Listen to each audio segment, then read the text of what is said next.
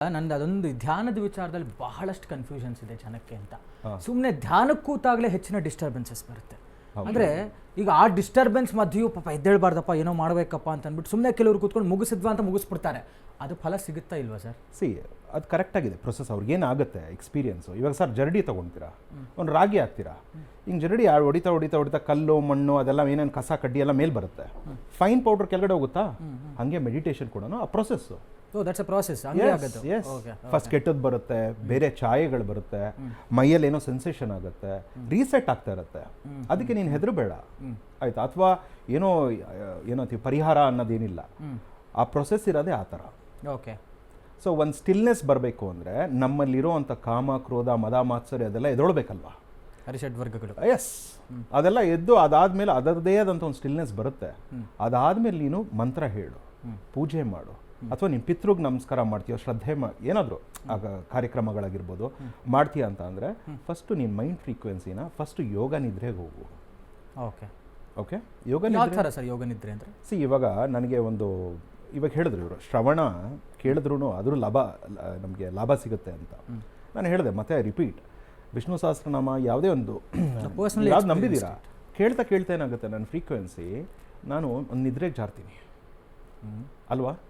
ಅಲ್ಲಿ ಗುರುಗಳು ಹೇಳಿರೋ ಮಾತು ಅಥವಾ ನನ್ನ ತಂದೆ ತಾಯಿ ಹೇಳಿರೋ ಮಾತು ಅಥವಾ ನಮ್ಮ ತಾತಾಜಿ ಹೇಳಿರೋ ಒಂದು ಮಾತು, ಒಳ್ಳೆ ಮಾತು ನನಗೆ ಆವಾಗ ರಿಸೀವ್ ಆಗುತ್ತೆ. Okay okay.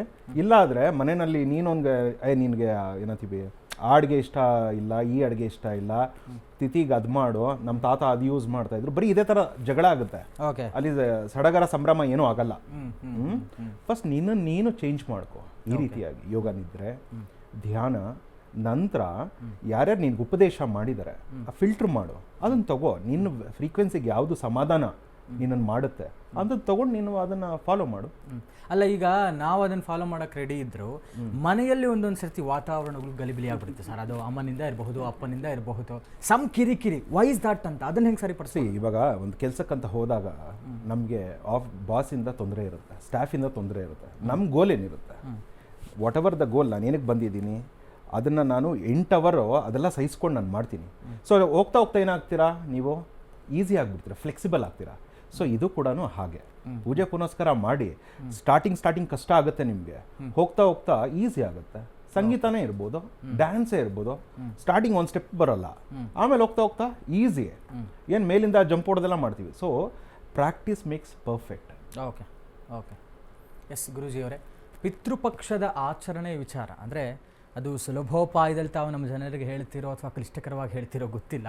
ಪಿತೃಪಕ್ಷ ಆಚರಣೆ ಏಕೆ ಮಾಡಬೇಕು, ಯಾರು ಮಾಡಬೇಕು, ಹೇಗೆ ಮಾಡಬೇಕು ಅಂತ? ಪಿತೃಪಕ್ಷ ಅಂತಂದರೆ ಮೊದಲನೇದಾಗಿ ನಮ್ಮ ಕುಲದಲ್ಲಿ, ನಮ್ಮ ವಂಶದಲ್ಲಿ ಗತಿಸಿ ಹೋಗಿರತಕ್ಕಂಥ ಹಿರಿಯರು ಯಾರಿದ್ದಾರೆ ಅವರನ್ನು ನಾವು ನೆನೆಸ್ಕೊಳ್ಳೋದಕ್ಕೆ ಇರತಕ್ಕಂಥ ಒಂದು ಸಂದರ್ಭ ಇದು. ಈ 15 ದಿನಗಳು ಪಿತೃಪಕ್ಷ ಅಂತ ಏನಿದೆ, ಯಾಕಂದರೆ ಒಂದು ನಂಬಿಕೆಯ ಪ್ರಕಾರ, ಕೆಲವಾರು ಪುರಾಣಗಳಲ್ಲಿ ಉಲ್ಲೇಖ ಮಾಡಿರೋ ಪ್ರಕಾರ ಅವರು ಸೂಕ್ಷ್ಮ ರೂಪದಲ್ಲಿ ಭೂಮಿಗೆ ಬರ್ತಾರೆ ಈ ಸಮಯದಲ್ಲಿ ಅಂತ ಹೇಳಿದ್ದಾರೆ. ಸೊ ಬಂದಾಗ ಅವ್ರು ಏನನ್ನು ಅಪೇಕ್ಷೆ ಪಡ್ತಾರೆ, ಮೊದಲನೇದಾಗಿ ನನ್ನ ಕುಟುಂಬ, ನನ್ನ ವಂಶ ಚೆನ್ನಾಗಿದ್ದಾರಾ ಇಲ್ವಾ ನೋಡ್ಕೊಂಡು ಹೋಗ್ತಾರೆ. ಅಲ್ಲಿಂದ ಇಲ್ಲಿ ಬಂದಂಥ ವ್ಯಕ್ತಿಗೆ ಕನಿಷ್ಠ ಪಕ್ಷನ ಕೊಡ್ತಕ್ಕಂಥದ್ದೇನು, ಒಂದು ನೀರು, ಆಹಾರ ಇತ್ಯಾದಿಗಳನ್ನ. ಹಾಗಾದ್ರೆ ಬೇರೆ ದಿವಸ ಅವರು ನೋಡಲ್ವಾ ಕುಟುಂಬ ಚೆನ್ನಾಗಿದೆಯಾ ಇಲ್ವಾ ಅಂತ? ಇಲ್ಲ, converse is not always true ಅಂತ ಇಂಗ್ಲೀಷ್ನಲ್ಲಿ ಒಂದು ಮಾತಿದೆ. ಯಾವತ್ತೂ ಅಷ್ಟೇ ಈ ಆ್ಯಂಗಲಲ್ಲಿ ಯಾವತ್ತೂ ಥಿಂಕ್ ಮಾಡೋದಕ್ಕೆ ಹೋಗ್ಬಾರ್ದು ನಾವು. ಬೇರೆ ದಿವಸ ನೋಡಲ್ಲ ಅನ್ನೋದು ಖಂಡಿತವಾಗ್ಲೂ ತಪ್ಪಾಗುತ್ತೆ. ಯಾವುದೇ ಕುಟುಂಬದಲ್ಲಿ ಒಳ್ಳೇದಾಗ್ತಾ ಇದೆ, ನಾವು ಚೆನ್ನಾಗಿದ್ದೀವಿ, ಭಾಳ ಬದುಕ್ತಾ ಇದ್ದೀವಿ ಅಂದರೆ ಅದಕ್ಕೆ ಮೊದಲನೇದು ಕಾರಣ ಅಂತಂದರೆ ಕುಲದೇವರ ಆಶೀರ್ವಾದ, ಪಿತೃದೇವತೆಗಳ ಆಶೀರ್ವಾದನೇ. ಜೊತೆಗೆ ನೀವು ತಪ್ಪು ಮಾಡಿದ್ರೆ ಇಟ್ಕೊಳ್ಳಿ, ಇನ್ನೂ ತಪ್ಪು ದಾರಿಗೆ ಹೋಗ್ತಾ ಇದ್ದೀರಾ ಅಂತ ಅಂದ್ಬಿಟ್ಟು ಅವರು ನಿಮಗೆ ಬಡಿದೆಬ್ಬಿಸ್ತಾರೆ, ಯಾವುದೋ ಒಂದು ರೀತಿ ನಿಮ್ಮ ಜೊತೆ ಕಮ್ಯುನಿಕೇಟ್ ಮಾಡೋದಕ್ಕೆ ಟ್ರೈ ಮಾಡ್ತಾರೆ, ಕನಸಿನಲ್ಲಿ ಕಾಣಿಸ್ಕೊಳ್ತಾರೆ. ಇಲ್ಲ ಅವರ ಜೊತೆಗಾರರು ಯಾರೋ ಒಬ್ರು ಇರ್ತಾರೆ, ಅವರು ಸಿಗ್ತಾರೆ ನಿಮಗೆ. ಏನೋ ಈಗ ನಮ್ಮದೊಂದು ಪ್ರಿನ್ಸಿಪಲ್ಸು, ನಮ್ಮದೊಂದು ಪಾಲಿಸಿ ಅಂತ ಇರುತ್ತೆ, ಇದು ಅನುಭವ ಆಗಿರುತ್ತೆ. ಎಷ್ಟೋ ಜನಗಳಿಗೆ ಇದು ಅನುಭವಕ್ಕೆ ಬರುತ್ತೆ. ಇವಾಗ ನಮ್ಮ ತಂದೆ ಹೋಗ್ಬಿಟ್ಟು 5 ವರ್ಷ ಆಗಿರುತ್ತೆ ಫಾರ್ ಎಕ್ಸಾಂಪಲ್ ನಾನು ಹೇಳೋದು ನಾನು. ಸೊ ನಮ್ಮ ತಂದೆ ಹೇಳ್ಕೊಟ್ಟ ಪದ್ಧತಿನ 5 ವರ್ಷ ಮಾಡ್ಕೊಂಡು ಬಂದಿರ್ತೀನಿ. ಯಾವುದೋ ಒಂದು ಕೆಟ್ಟ ದಿನ ನನಗೆ ಪರವಾಗಿಲ್ಲಪ್ಪ ಏನೋ ಮಾಡಿದ್ರೆ ಆಗುತ್ತೆ, ಇವಾಗ ನಮ್ಮಪ್ಪ ಇಲ್ವಲ್ಲ ನೋಡೋದಕ್ಕೆ, ನಾನು ಹೆಂಗೆ ಬದುಕಿದ್ರು ಆಗುತ್ತೆ, ಏನೋ ತಪ್ಪು ಕೆಲಸ ಮಾಡ್ತೀನಿ ನಾನು. ಅದಾಗಿದ್ದು 4 ದಿವಸಕ್ಕೆ ಯಾರೋ ಸಿಗ್ತಾರೆ, ನಮ್ಮ ತಂದೆ ಕಲಿಗೆ ಯಾರೋ ಸಿಗ್ತಾರೆ.